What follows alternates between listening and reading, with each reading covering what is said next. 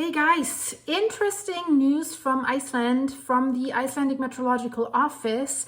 They have released some interesting new data of what will be going on in the future, but also they have stated today the eruption is officially over, out and done. That was coming quickly because just a few days ago they were saying the eruption is quite steady. So what's coming into the shallow magma chamber from a deeper magma reservoir, that's the same amount that's coming out. And now it's over already without a long time of like slowing down gradually. So yeah, that was a little bit unexpected, but of course, so far we could say that this is good news, right? At least it's over. And so this means this eruption did not do much damage. It didn't flow into Grindavik, it didn't erupt inside of Grindavik, and the same goes for Svartsengi. The power plant was unharmed, and of course the Blue Lagoon was also unharmed, so that is great.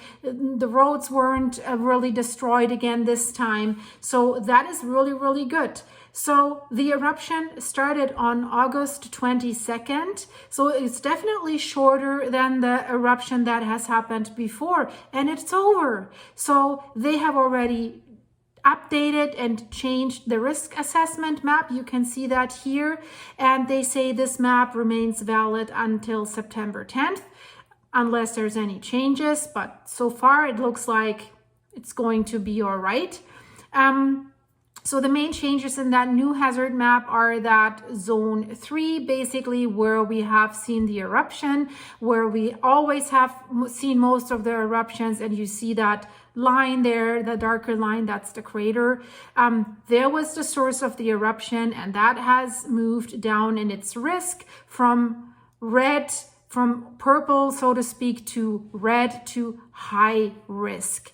So because the risk of an eruption, gas contamination, and also pyroclastic activity is considered lower because nothing's coming out anymore. So that makes sense. And then also in risk zone 6, it has been decreased to considerable, to orange, because nothing's flowing there anymore, and also no gas pollution. The risk is lower. I mean, the lava carpet is still degassing, but if there's nothing new coming, it should gradually slow down.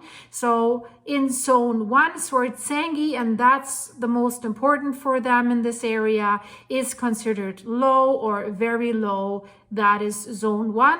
And Grindavik is still orange, probably because there's still more cracks that could open or widen or get deeper. So there have a risk assessment that's called crack collapse. But at the same time, when the eruption is over, something is starting again, and that tells us the whole series of eruptions in this area is probably not over. We could see the next one. The next one could already be in the works. So the land starts rising again underneath Svartsengi.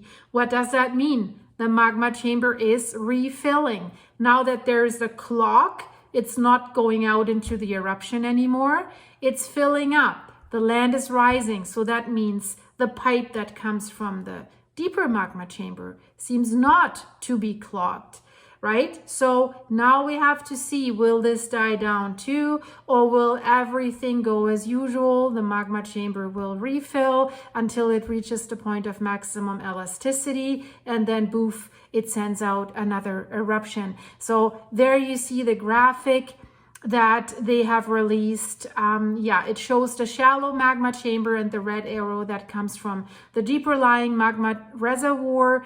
And so because that yellow magma chamber is filling up, the land keeps rising, right? It's more volume that's in there.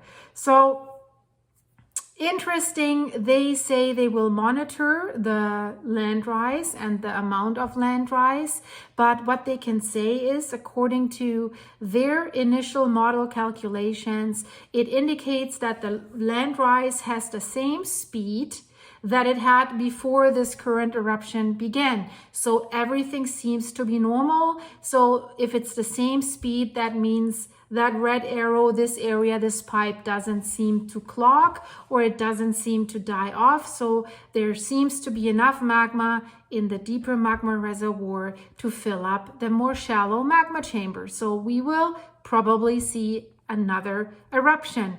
Time frame, we will have to see. The time frames between the eruptions are getting longer because the magma chamber needs even more volume in each eruption in order to trigger the magma run. So that we will have to see. There's a picture that they released. It was taken yesterday of these two craters that were the last ones that were still active in the north area of the Stora Skogsfjell area. So there was no activity visible, but what they have also done is they have done a thermal image, and there you can see that there is still a lot of heat in the lava bed, and it is they specifically mention this, that it is life-threatening to cross this. You've maybe seen my last video. There's a tourist that was discovered coincidentally by a drone flight. Someone was flying a drone to take pictures of the eruption. So the eruption was in full speed, and that guy stands on the fresh lava. I'm surprised that his feet didn't start burning, and he stands on a cliff, so to speak, that could collapse. So crazy people do crazy things, I would say. So here you see how hot it is, the yellow amounts, right? So you better not walk on this, right? So what can we say? This eruption has lasted about 2 weeks, 14 days, and it was the third longest eruption that we have seen since November 10th in this Sudnuka crater series. And the longest one was the eruption that began mid-March. That did last about 54 days, and that one in the last days was really threatening Sortsenki. So it was breaching the defense walls. They were starting to cool the lava with water. So they were really happy that it stopped. That's why they were so worried about this one, right? So this one had a great location. It was sending everything north and not so far west towards Sortsenki. So then the last eruption did begin at the end of May, and it lasted for 24 days. So shorter, and now even shorter. So 10 days shorter. What was this eruption lasting? And there's an interesting graph that they're showing us as well. And also they're saying they have done some model calculations. It is clear that what has come out of this current eruption, the amount of magma, it has never been such a large amount of magma that has come to the surface since the series of events began in the fall of 2023. So this was by far the largest amount of lava, and the lava carpet was really almost twice the size of the other previous eruptions and the larger eruptions. They say it was not really possible to measure the extent of the lava spread because of the current weather there. So that's why we have to wait a few more days for the final figures, so that we know it's probably about 14 to 15 square kilometers.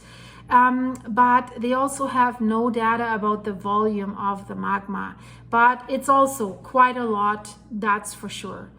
And then we see a graphic here that's an orograph. It's a meter located just north of Fagradalsfjall.